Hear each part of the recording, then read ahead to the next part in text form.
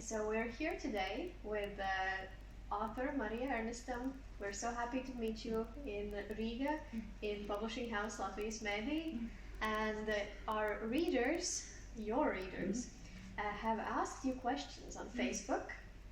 And one of the questions will get your newest book with an autograph, with a personalized writing in it. Okay.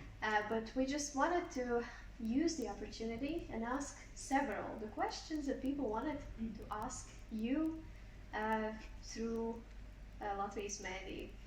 And one of the questions that many people asked on the Facebook comments was, which of your books is the closest to your own heart? So which would you consider maybe your favorite? My favorite. It is a very hard question. Firstly, it's very nice to be here and answer the questions, and I'm really thrilled and honored. It is a little bit like choosing between your children. I know that's something that has been said many times, but I think I would say Buster's Ears. It is my book number 2, the second one that I wrote. And maybe it's also close to me because that was the book that, after my first book, was the one that really was sort of a breakthrough for me as a writer. So many readers read it and liked it. Yes. And that was one reason. And it was also the first time when I really came to when I used my summer place as a location. So all those things together. Absolutely, and our readers also mentioned Buster's Ears several times, so it left an impression on them as well. Okay. So I think it's a great choice for them, and it's good to hear that you like it too. And some other questions that people asked was, how do you, as a writer, keep people interested? What are maybe some tips and tricks that you use when writing, especially your detective novels and your suspense novels? Some tips and tricks that you use to keep people on edge, keep them want to read more. It's a good question, and it's not extremely easy to answer because you need to use several methods.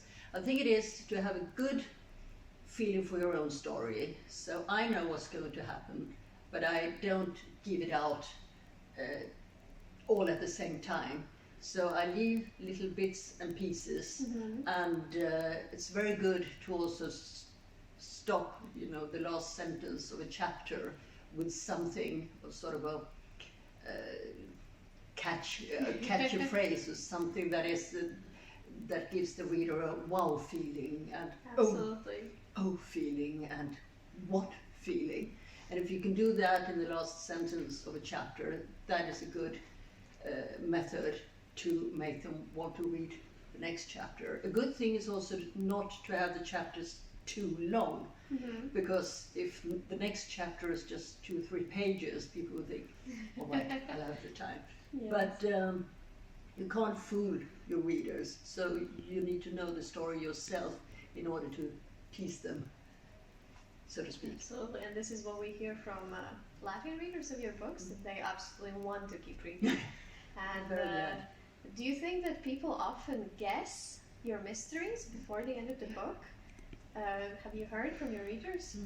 I always get very pleased when someone says that they had no idea. You really surprised me. Yeah. And that is especially rewarding when my experienced both the colleagues read my books and say, I didn't see that coming. So that happens quite a lot, actually. Yeah.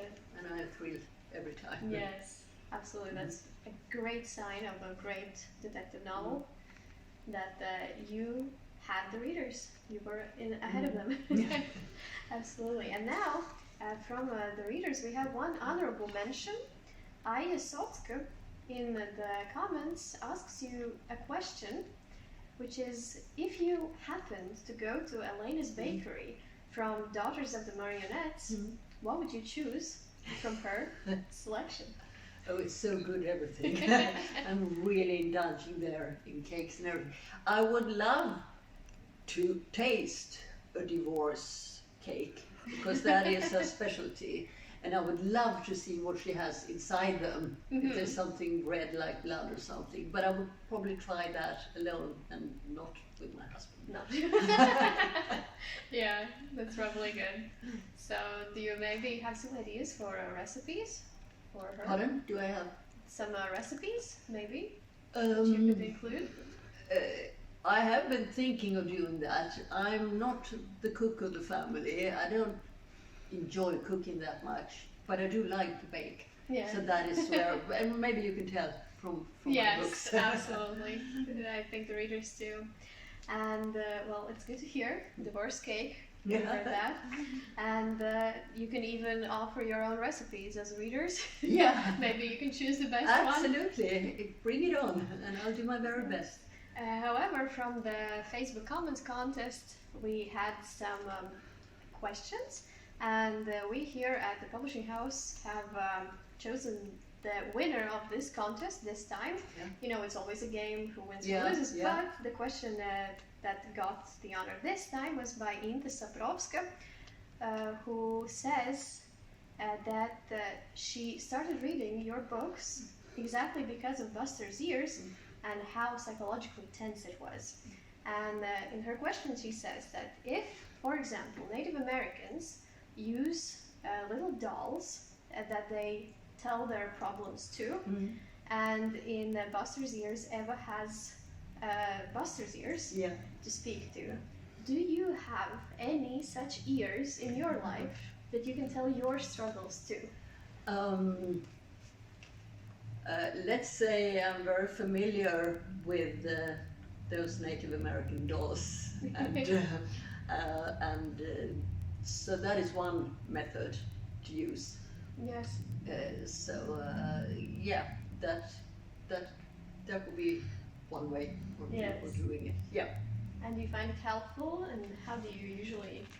How do you It think is- it helps? It is always helpful to. I mean, thoughts are just they whirl around in your head. They don't have a beginning. They don't have an end. They sort of move in circles or in spirals, and they eat each other in the tail. And each time when you put a thought into words, either spoken words or if you write it down, then it's sort of nailed down. You have a fact. You have something that you can where you can take a stand. Right, here it is. Do I? If it's a worry, all right, is it worth worrying about or is it not? Because you have it in front of you, it's concrete, and that is much You're easier. facing it, and then you can deal with it. Yeah, instead of just this sort of porridge mass where you don't really know where to start, and that's why I think words are very good. Yes, it's wonderful. For when solving problems. And you as a It's the writer beginning. would know. Absolutely. Thank you so much, Marija, for coming here, for sitting down to answer our readers' questions. And we wish you the best time in Riga. And we will be waiting for many more books. Thank you very much. It's great to be here. It's fantastic to be in Riga, and your publishing company is really one of my absolute favorites among the ones that I have in the world. So I'm really happy for the work you have, and I'm very, very happy for the Latvian readers because they're lovely. Yes, thank you so much. Thank you. It's good to hear.